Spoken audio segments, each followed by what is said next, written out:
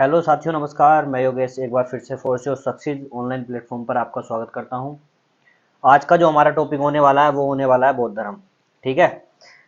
महाजनपद काल में कुछ खास था नहीं, 16 महाजनपद थे और वो आप बेसिक चीज़ें जो उसकी हैं सब जानते ही होंगे, है ना। तो वो मैंने नहीं लिया, इसलिए मैंने बौद्ध धर्म आज लिया है।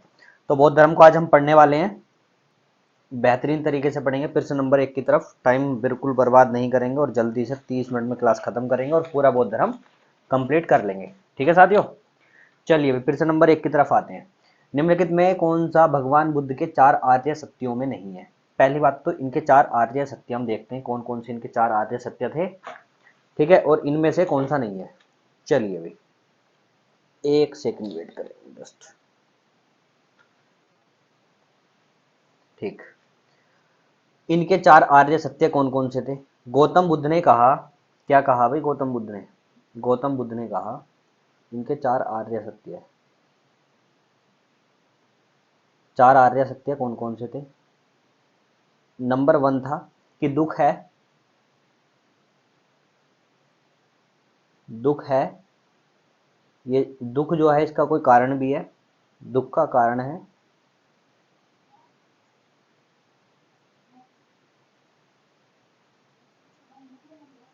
दुख का कारण है,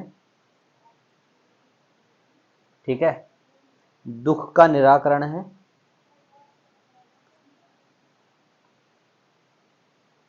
निराकरण का मतलब होता है दूर, निराकरण है। और इनका जो चौथा आर्य सत्य था वो था कि दुख का जो निवारण है, ये जो सब दुख है इसका जो निवारण है वो है अष्टांगिक मार्ग। दुख का निवारण, दुख का निवारण क्या है? अष्टांगिक मार्ग। ठीक है, तो बस हो गया प्रश्न।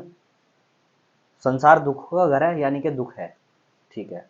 दुख का कारण इच्छा है, मतलब दूसरा वाला ये कहीं ना कहीं कहना चाह रहा है। यह अष्टांगिक मार्ग का अनुसरण करके, हाँ ये भी ठीक है, लेकिन यदि इच्छाओं की पूर्ति नहीं होती तो दुखों से बचा जा सकता है ना। यदि इच्छाओं की पूर्ति नहीं होती, इच्छाओं की पूर्ति नहीं होगी तो भाई ज्यादा दुख होगा या दुखों से बचा जाएगा? मेरी इच्छा पूरी नहीं हुई तो मैं दुखी होऊंगा ना, दुख से बच थोड़ी ना जाऊंगा। तो ये तो सरासर गलत है, और जो गलत है वही सही है, जो गलत है वही सही है।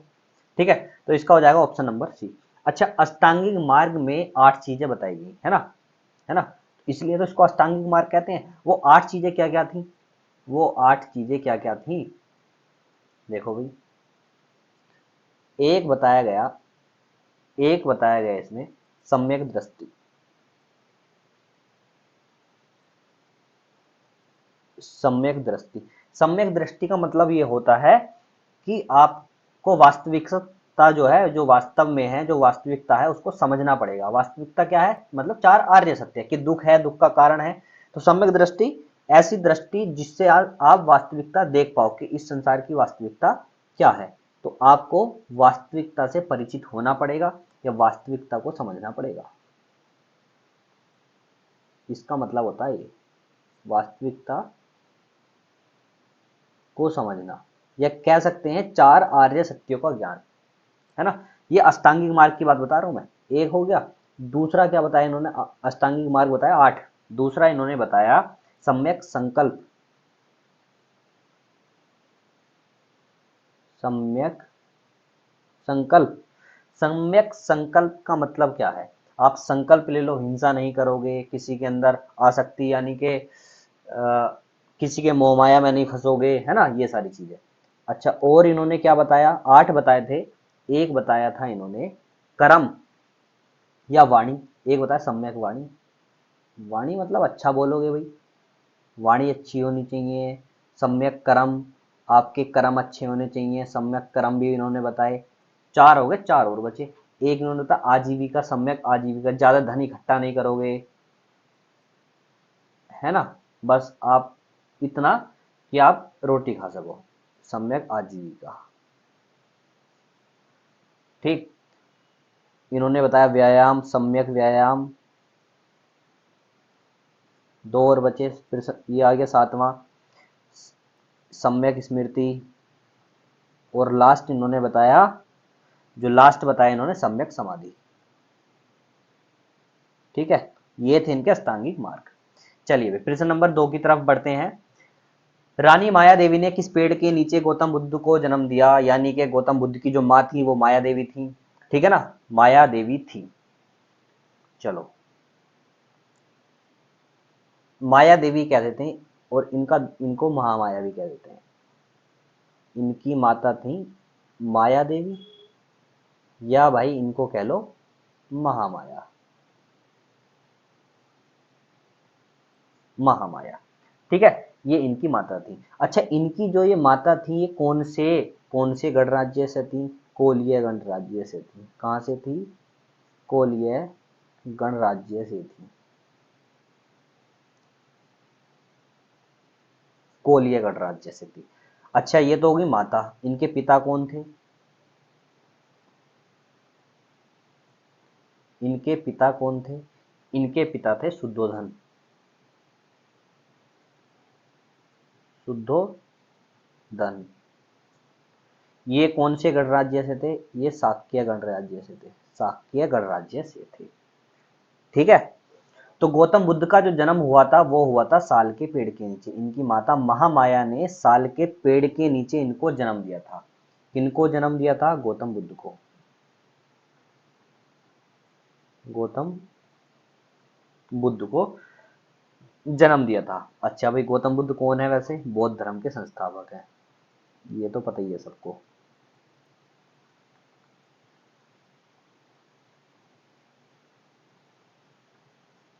ठीक है, इनका जन्म कब हुआ था? इनका जन्म कब हुआ था? 563 ईसा पूर्व में हुआ था। ईसा पूर्व में हुआ था। कहां पर हुआ था भाई? स्थान क्या था? स्थान था लुम्बिनी। स्थान था लुम्बिनी। लुम्बिनी नेपाल में पड़ता है इस टाइम। ठीक है ना। अच्छा, इनकी मृत्यु कब हुई थी? मृत्यु कब हुई थी? 483। 483 ईसा पूर्व में हुई थी। कहां पर हुई थी मृत्यु? कुशीनगर में हुई थी। कुशीनगर में इनकी मृत्यु हुई थी। अच्छा, मैंने बताया कि इनके जो पिता थे वो शाक्य से थे, मतलब शाक्य गणराज्य से थे। इसलिए इसलिए गौतम बुद्ध को क्या क्या कहा जाता है? गौतम बुद्ध को हम कह देते हैं शाक्य मुनि कह देते हैं, तथागत कह देते हैं, शाक्य सिंह कह देते हैं। गौतम बुद्ध के अन्य नाम क्या है? शाक्य मुनि है, तथागत है, ये अन्य नाम है इनके। और इनको इनको द लाइट ऑफ एशिया भी कहते हैं। द लाइट ऑफ एशिया भी इनको कहा जाता है। द लाइट ऑफ एशिया भी इनको हम कहते हैं। चलिए भाई, और एक एक स्लाइड ले लेता हूँ नई, और उसमें थोड़ा सा और समझा देता हूँ। देखो, जब इनका जन्म हुआ था इनकी माता ने, महामाया ने, साल के वृक्ष के नीचे, आम्रवन था, आम्रवन में इनको जन्म दिया था। है ना, कहां पर दिया था? आम्रवन में, साल के वृक्ष के नीचे। वन का नाम था आम्रवन। आम्रवन। ठीक है, तो साल के वृक्ष के नीचे तो जन्म दिया था। अब क्या हुआ? जन्म के 7वें दिन इनकी माता की डेथ हो गई। ठीक है, 7वें दिन इनकी माता की डेथ हो गई थी। ठीक है, उसके बाद इनका जो पालन पोषण किया इनकी मौसी थी,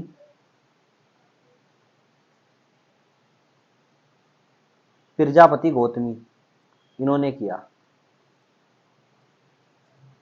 प्रजापति गौतमी ने किया। अच्छा जी, इनकी पत्नी का नाम क्या था? जो बुद्ध थे जिनके बचपन का नाम सिद्धार्थ था, इनकी पत्नी का नाम बताओ क्या था? इनकी पत्नी का नाम था यशोधरा। इनकी पत्नी का नाम क्या था? यशोधरा। अच्छा, इनकी जो शादी थी, जो गौतम बुद्ध थे इनकी पत्नी, इनकी शादी, गौतम बुद्ध की जो शादी थी 16 वर्ष की अवस्था में हो गई थी। है ना। इनका पुत्र भी था एक। इनका पुत्र था 16 वर्ष की अवस्था में शादी हो गई थी और 12 वर्ष बाद इनका पुत्र पैदा हुआ था, जिसका नाम है राहुल, जिसका नाम था राहुल। ये 12 वर्ष के बाद हुआ था। कितने? 12 वर्ष बाद। 12 वर्ष बाद। तो 16 साल में शादी हुई, 12 वर्ष बाद पुत्र हुआ, यानी कि 28 साल हो गए। 28 खत्म, 29वां लग गया। तो 29वें साल में इन्होंने घर छोड़ दिया था। 29 वर्ष की अवस्था में कह सकते हैं, 29 वर्ष की अवस्था में घर छोड़ दिया था, अवस्था में घर त्याग कर दिया था। और घर त्याग करने की, इनके घर त्याग करने को क्या कहते हैं? महाविनिष्क्रमण। महाविनिष्क्रमण,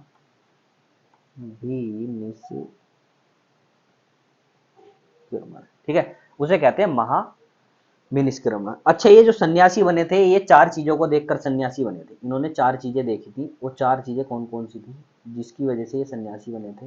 वो 4 चीजें कौन कौन सी थी? ठीक है, मतलब इनके जो पिता शुद्धोधन थे वो इनको नहीं चाहते थे ये सन्यासी बने, क्योंकि इनके जन्म से पहले ही एक पंडित ने बताया था कि आपका बेटा सन्यासी बनेगा, इसलिए इनके पिता शुद्धोधन इनको घर में ही रखते थे। और मतलब ऐसी चीजों से दूर, जैसे पत्ते टूट रहे हैं, मौसम चेंज हो रहे हैं, इनको किसी चीज का पता नहीं था। सारे इनके सामने जवान व्यक्ति रहते थे, बूढ़ा कोई नहीं, बच्चा कोई नहीं। मतलब ये कभी सन्यासी ना बने, ऐसी इनको उसमें रखा जाता था। लेकिन इन्होंने एक बार 4 दृश्य देखे जिसकी वजह से ये सन्यासी बने। 4 दृश्य कौन कौन से थे?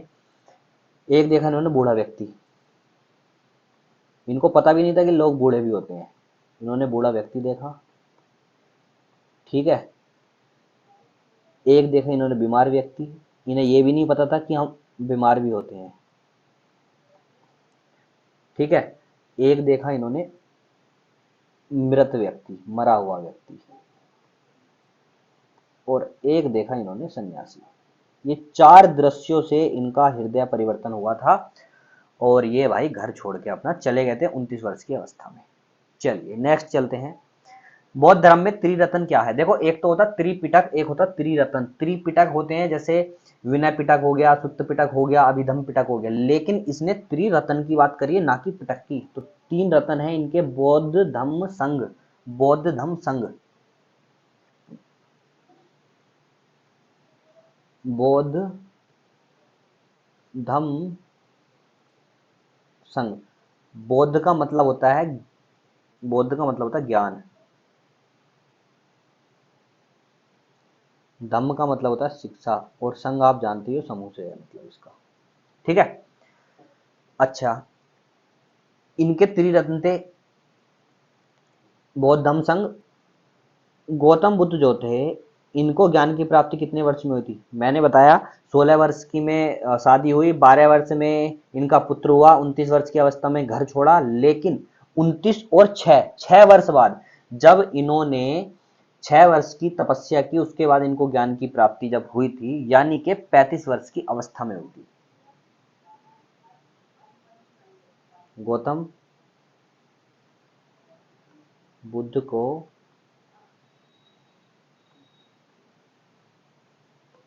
ज्ञान प्राप्ति कब हुई? 35 वर्ष की अवस्था में, ठीक है। 35 वर्ष की अवस्था में ज्ञान प्राप्ति हुई। और जो ये ज्ञान प्राप्ति है, जो ये ज्ञान प्राप्ति इनको हुई, इस ज्ञान प्राप्ति को कहते हैं संबोधि। क्या कहते हैं? संबोधि कहते हैं, ठीक, संबोधि कहते हैं। अच्छा, ज्ञान प्राप्त इनको कहाँ हुआ? इनको ज्ञान प्राप्त कहाँ पर हुआ? एक सेकंड, स्लाइड ले लेंगे। इनको ज्ञान प्राप्त कहाँ हुआ? पीपल ज्ञान प्राप्ति कहाँ हुई?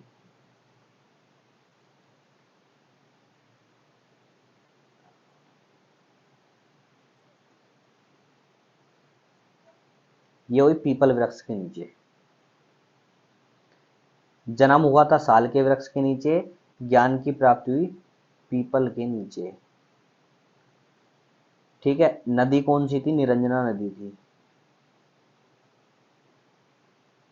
निरंजना नदी के किनारे, ठीक है। और और भाई दिन क्या था, वैशाख पूर्णिमा।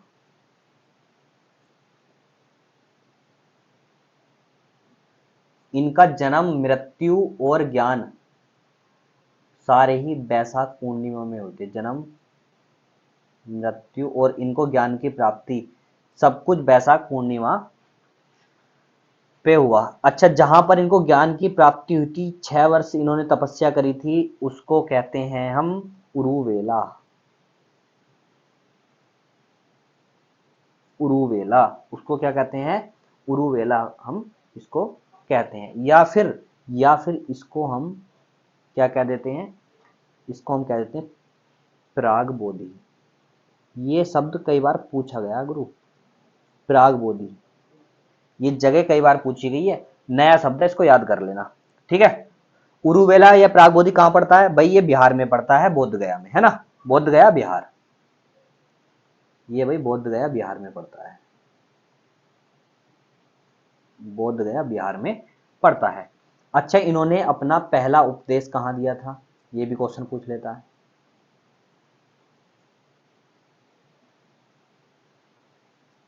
पहला उपदेश इन्होंने कहां दिया था, वो दिया था सारनाथ में, सारनाथ में। ठीक है। कितने लोगों को दिया था, 5 लोगों को, 5 ब्राह्मण को इन्होंने अपना पहला उपदेश दिया था। ठीक है। अच्छा, इनका जो पहला उपदेश था उसको क्या कहते हैं, धर्म चक्र प्रवर्तन। धर्म चक्र प्रवर्तन। ठीक है। ये सारी चीजें याद रखेंगे। नेक्स्ट की तरफ चलें भाई, नेक्स्ट की तरफ चलें। अंतिम उपदेश भी बता दो फिर, कब दिया था। पहला तो बता दिया मैंने, सारनाथ में दिया था। अंतिम उपदेश का, अंतिम भी लिख लो, चलो। अंतिम उपदेश करना तो सभी कुछ कवर है भाई। अंतिम उपदेश इन्होंने कहाँ दिया था, वो कुशीनगर में दिया था, कुशीनगर में। अच्छा, किसको दिया था ये सुभद्रा को दिया था। एक सुभद्रा थी,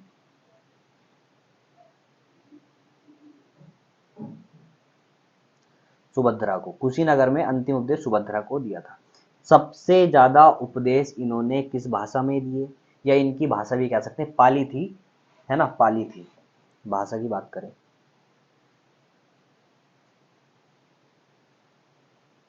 पाली। ठीक है।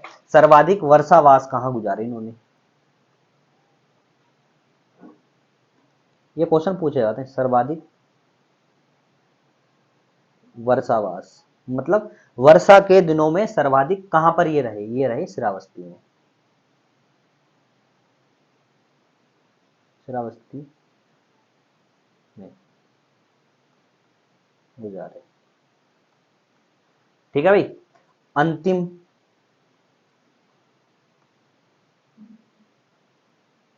अंतिम वर्षावास कहाँ गुजारा, मतलब इनकी लास्ट जो बारिश थी वो किस जगह पर कटी, इनकी लास्ट बारिश कटी हुई कुशीनगर में, जहां पर इनकी मृत्यु हुई थी। और इनकी मृत्यु को क्या कहते हैं, महापरिनिर्वाण। चलिए भाई, नेक्स्ट चलते हैं क्वेश्चन नंबर 4 की तरफ। द्वितीय बौद्ध संगति द्वारा वैशाली में आयोजित की गई थी, किसके द्वारा द्वितीय बौद्ध संगति। देखो, बात करते हैं हम स्थान, नेक्स्ट स्लाइड पे करेंगे, अभी इसको ऐसे समझ लो। द्वितीय बौद्ध संगति कालाशोक के समय में हुई थी। पहली बौद्ध संगति हुई थी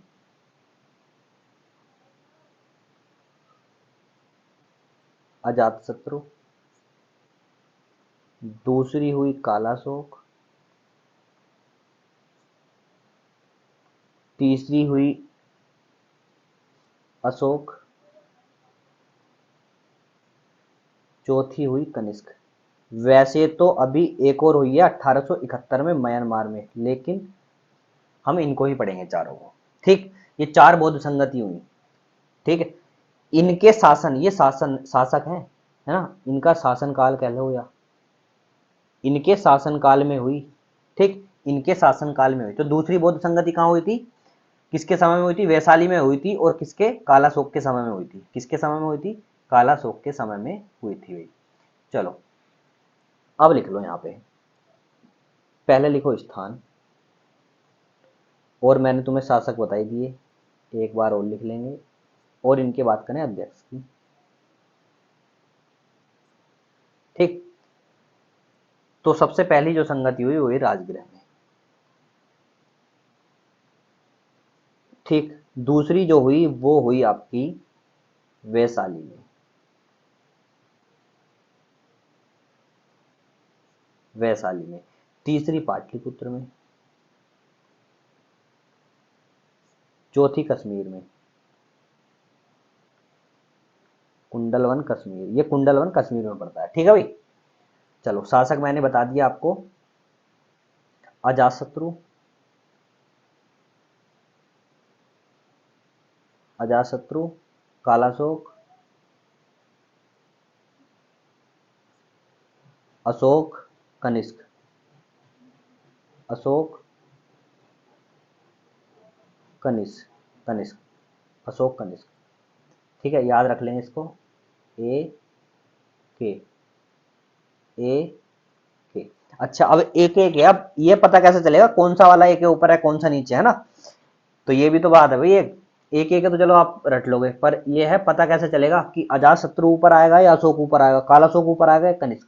देखो जो नाम बड़े हैं, बड़ा हमेशा ऊपर रहता है, मतलब एक ऐसे समझ लो, ऐसे नहीं छोटे भी ऊपर चले जाते हैं, लेकिन बड़ी चीज को हम ऊपर रखेंगे, है ना। जो बड़ा है वो ऐसे भी ऊंचा ही होगा, तो ऊपर की तरफ जो रखा जाएगा, अजात शत्रु और अशोक में कौन बड़ा है, अजात शत्रु, और काला अशोक और कनिष्क में कौन बड़ा है ना। काला अशोक देखो कितना लंबा नाम है, कनिष्क छोटा है, अजात शत्रु, तो बड़े वाले ऊपर रखे जाएंगे, एक एक ऐसे याद कर लेना। ठीक है भाई, इनके अध्यक्ष कौन थे,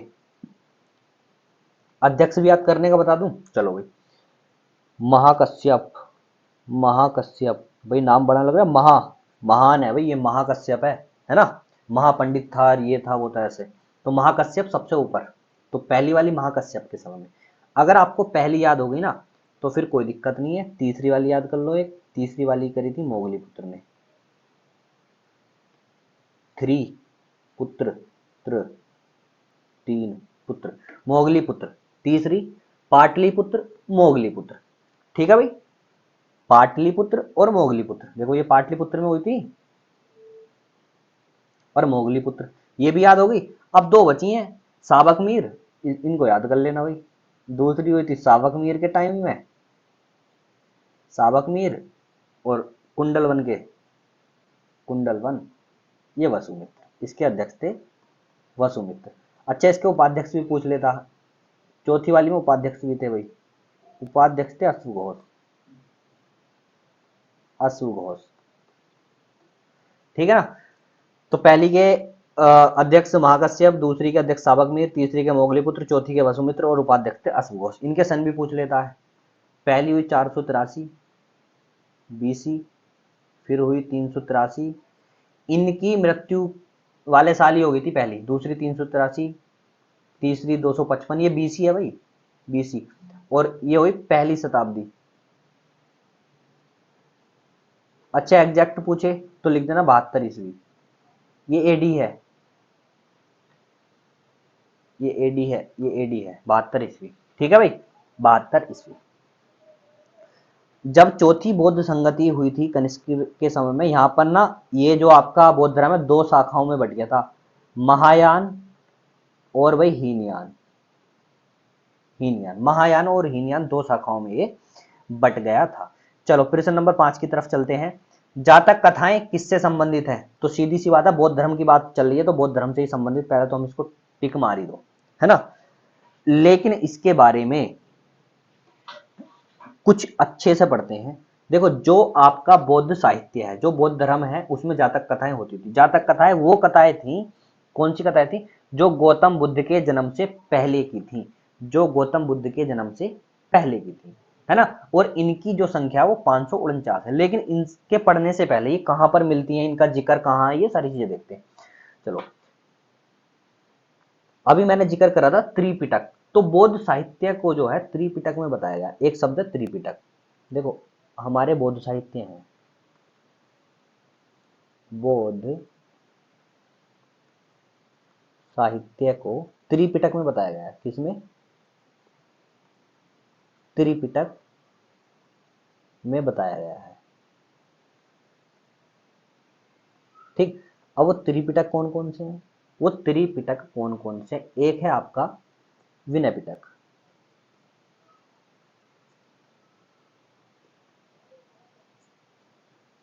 दूसरा है आपका सुत्त पिटक, और तीसरा है आपका अभिधम पिटक। अभिधम है, अधिधम नहीं है। अभिधम पिटक। तो ये 3 पिटक है। अच्छा, ये त्रिपिटक हो गए, ये है त्रिपिटक, लेकिन एक त्रिरत्न था, बौद्ध धम्म संघ, ये बातें ध्यान रखनी है। अच्छा, एक चीज और, इनको अगर मैं याद करने की आपको ट्रिक बताऊं, जो विनय पिटक था वो लिखा था उपाली ने, और जो सुत्त पिटक था वो लिखा था आनंद ने। ये शिष्य थे इनके। अच्छा, आनंद जो शब्द है ना, आनंद के कहने पर बनारस में इन्होंने एक बौद्ध भिक्षुणी संघ बनाया था। आनंद के कहने पर महिलाओं का एक वो बनाया था संघ। अच्छा, अभिधम पिटक किसने लिखा? अभी लिखा है ये मोगली पुत्र ने।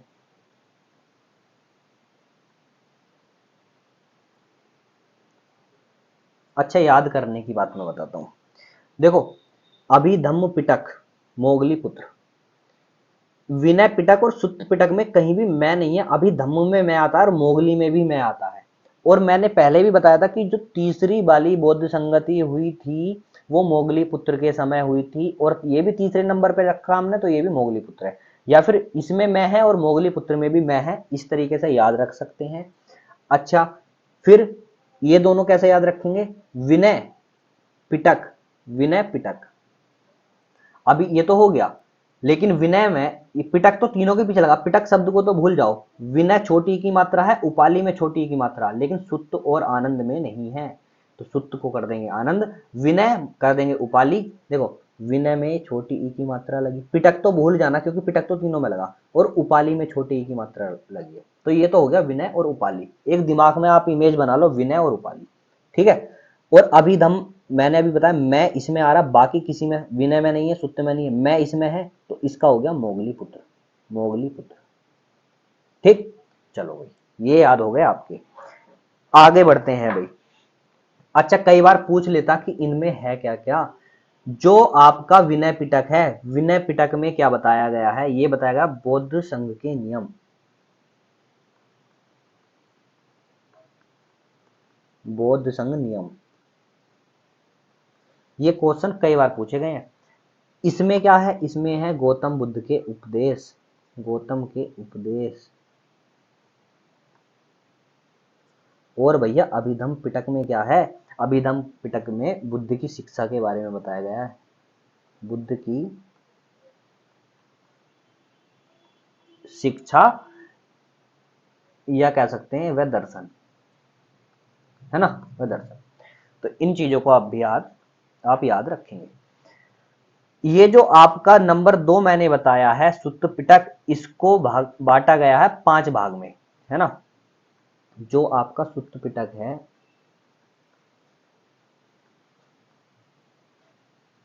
सुत्त पिटक को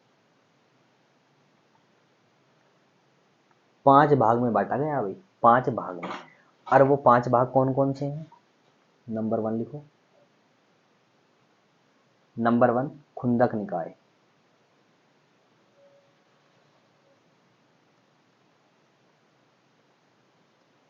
नंबर 2 है आपका अंगुत्तर निकाय,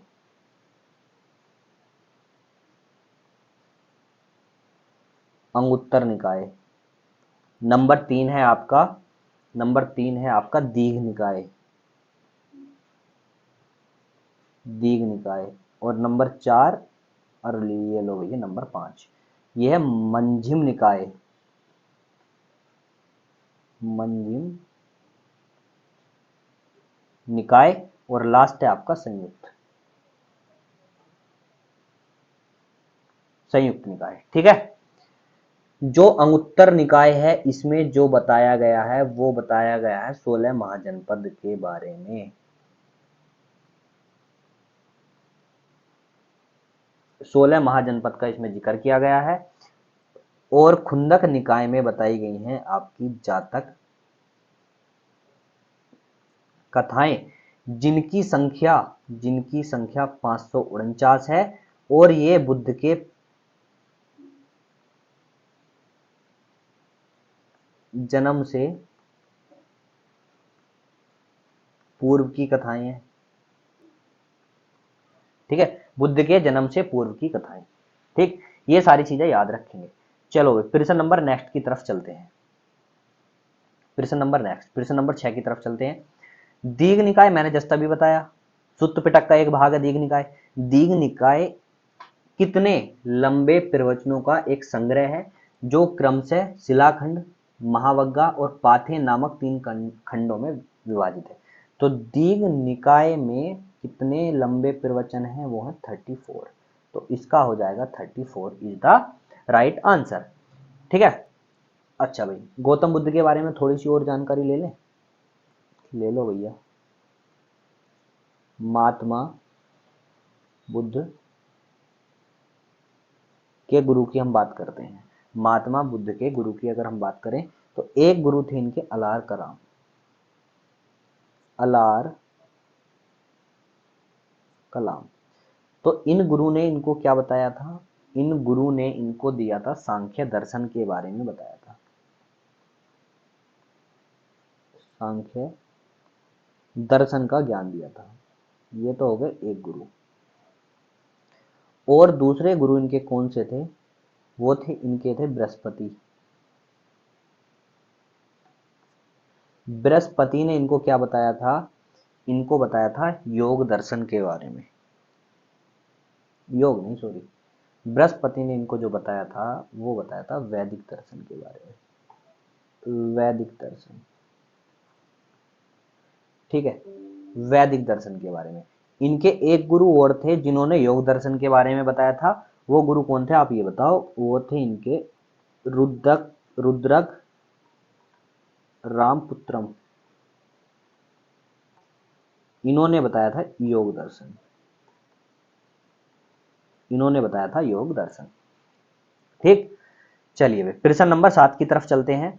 बुद्ध ने अपना पहला उपदेश सारनाथ में अपने 5 शिष्यों को दिया। मैंने अभी बताया कि पहला उपदेश 6 ज्ञान प्राप्ति के बाद जब इन्होंने दिया था वो 5 शिष्यों को दिया था, जिसे क्या कहते हैं? जब इन्होंने उपदेश दिया, देखो, महाभिनिष्क्रमण था इनका घर का त्यागना। जब इन्होंने घर को त्याग किया। महापरिनिर्वाण था जब इनकी मृत्यु हुई। धर्म चक्र परिवर्तन था जब इन्होंने उपदेश दिया। ठीक है जी, जब इन्होंने उपदेश दिया। तो इनके 5 शिष्य कौन कौन से थे? इनके 5 शिष्य थे और वो शिष्य कौन कौन से थे?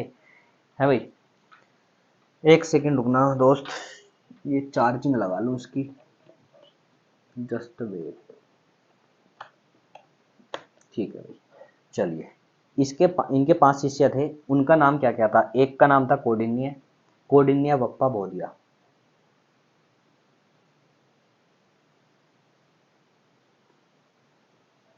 कौंडिन्य, पूछ लेता है ये।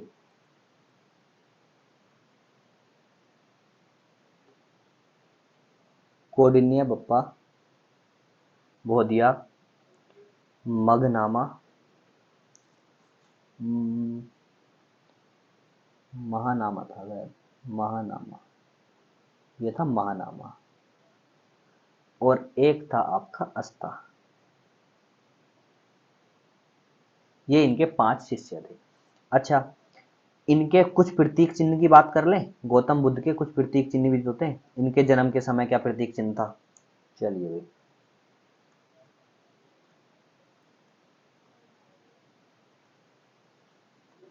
प्रतीक चिन्ह, जब इनका जन्म हुआ, जब ये जवान थे, ठीक है, एक तो ये हो गया, एक ये हो गया भाई, है ना, माइंड में सोचते रहो तब तक आप। जब इनको ज्ञान प्राप्त हुआ, फिर इनकी मृत्यु हुई। मृत्यु से पहले इन्होंने जो है ज्ञान दिया था, मृत्यु हुई। इन्होंने जो है अपना घर भी त्यागा था, गृह त्याग भी इन्होंने किया था। अच्छा, जन्म से पहले ये गर्भ में भी रहे होंगे, ठीक। तो इनको क्या क्या कहा गया, चलिए इनके प्रतीक चिन्ह क्या क्या। जब इनका जन्म हुआ तो घर में खिल गया कमल, इनका ये हो गया प्रतीक चिन्ह। जब ये जवान थे, कहते हैं ना भाई खा खा के सांड हो रहा है, जब जवान हो जाता है ना, औलाद जब जवान हो जाती है, तो यौवन मतलब सांड। जब ज्ञान की प्राप्ति हुई, कहाँ पर हुई थी, वही पीपल के पेड़ के नीचे। जब आदमी की मृत्यु हो जाती है, तो कुछ लोग इतने महान होते हैं, लोग उनके पद चिन्ह पर चलते हैं, जिसे हम कहते हैं अपनी भाषा में उसके नक्शे कदम पर चल लिया है ना, समझ रहे हो। चलो भाई, गृह त्याग की अगर हम बात करें, गृह त्याग क्या था, घर से जब निकले थे तो घोड़ा था रथ में, जिस रथ से ये बाहर गए थे, मतलब गृह त्याग नहीं, गृह त्याग इन्होंने कर दिया था जैसे भी किया हो, लेकिन जब इन्होंने 5 दृश्य देखे थे तब ये घोड़े की हेल्प से गए थे, है ना। गृह त्याग तो इन्होंने कर दिया था। चलो, गर्भ, और जब ये गर्भ में थे तब था इनका प्रतीक चिन्ह हाथी, इस चीज को याद रखेंगे। चलिए भाई, नेक्स्ट क्वेश्चन की तरफ बढ़ते हैं। प्रश्न नंबर 8, निम्नलिखित में से किस राजा ने कश्मीर में चौथी बौद्ध संगति, कितनी बार बता दिया, कनिष्क ने कराई है चौथी बौद्ध संगति, है ठीक, कनिष्क ने। और चौथी बौद्ध संगति की होने के बाद ये जो है 2 शाखाओं में बट गया था बौद्ध धर्म, 2 शाखाओं में। पहली थी महायान, जिसको लीड कर रहे थे वसुमित्र, वसुमित्र, ठीक है। और मैंने बताया भी था पिछली किसी क्लास में कि ये जो है गौतम बुद्ध को भगवान मानते थे, बुद्ध को भगवान मानते थे। और एक चीज और, इन्होंने अपने नए नियम बनाए, नए नियम बनाए इन्होंने, ठीक है। और इनकी जो दूसरी शाखा थी वो थी हीनयान, असल में ओरिजिनल यही थी हीनयान। क्योंकि ओरिजिनल मैं क्यों कह रहा हूं, क्योंकि इन्होंने कोई नए नियम नहीं बनाए ये तो अष्टांगिक मार्ग पर ही चले इन्होंने तो अष्टांगिक मार्ग ही अपनाया। और इनके जो अध्यक्ष थे वो थे महाकश्यप, महाकश्यप। और ये बुद्ध को भगवान नहीं मानते थे, ये महापुरुष मानते थे, ये मानते थे बुद्ध को महापुरुष ठीक है। चलिए प्रश्न नंबर 9 की तरफ बढ़ते हैं और जल्दी से फिनिश करते हैं क्लास। उस बौद्ध ग्रंथ का नाम बताइए जिसमें भिक्षुओं के लिए नियम शामिल है। मैंने देखो अभी बताया है पिछली वाली ही स्लाइड में, कोई सी में एक बार मैं आपको दिखा देता हूं।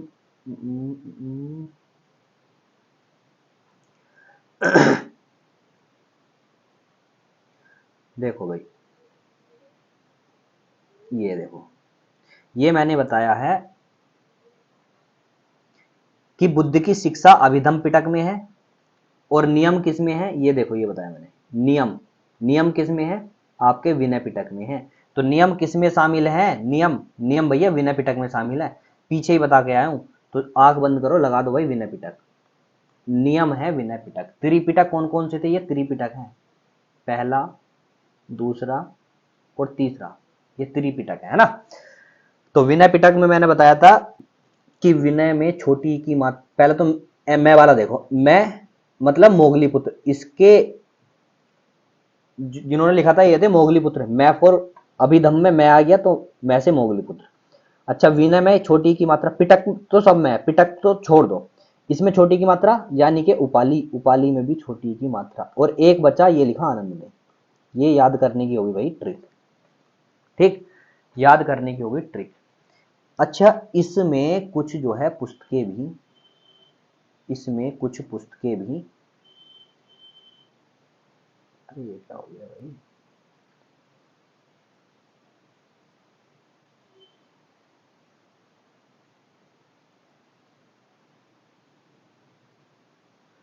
ठीक है भाई, इसमें कुछ पुस्तकें थी बौद्ध धर्म से रिलेट पुस्तकें पढ़ लें। चलो पुस्तकें पढ़ लेते हैं। एक थी इनकी पुस्तक सोदरानंद,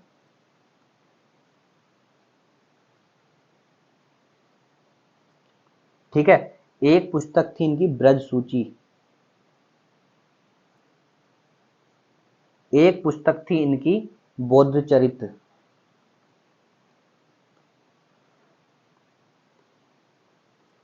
ये तीनों की तीनों पुस्तकें लिखी थी अश्व घोष ने। किसने? अश्व घोष ने भाई ये लिखी थी, ठीक है।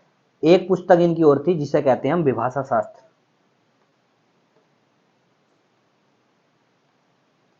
विभाषा शास्त्र।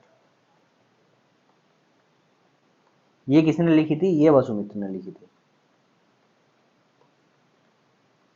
ये लिखी थी वसुमित्र ने। आज का लास्ट प्रश्न है। ऐसा माना जाता है कि अंतिम अनुभूति के लिए बोध गया जाने से पहले गौतम बुद्ध ने 6 वर्ष तक किस स्थान पर पवित्रता पूर्वक ध्यान किया? मैंने बताया था बोध गया उरुवेला में इन्होंने 6 वर्ष तक, है ना, पवित्र पूर्वक ध्यान किया था। 6 वर्ष तक मतलब 29 वर्ष की अवस्था में निकले, घर छोड़ दिया और 6 साल तक तपस्या करी, यानी 35 वर्ष की अवस्था के बाद इन्हें ज्ञान की प्राप्ति हुई थी। और जो वो 6 वर्ष थे इन्होंने उरुवेला में गुजारे थे। कहाँ? उरुवेला में। और उरुवेला का दूसरा नाम मैंने आपको अभी बताया था सबसे पहले या दूसरे क्वेश्चन में, प्राग बोधि, यानी कि प्राग बोधि। इसे क्या कहते हैं? उरुवेला भी कहते हैं। अच्छा एक पॉइंट और लिख लेना, पहली मानव प्रतिमा गौतम बुद्ध की ही पूजी गई थी। इससे पहले कोई मानव प्रतिमा पूजी नहीं गई। पहली मानव प्रतिमा बुद्ध की पूजी गई,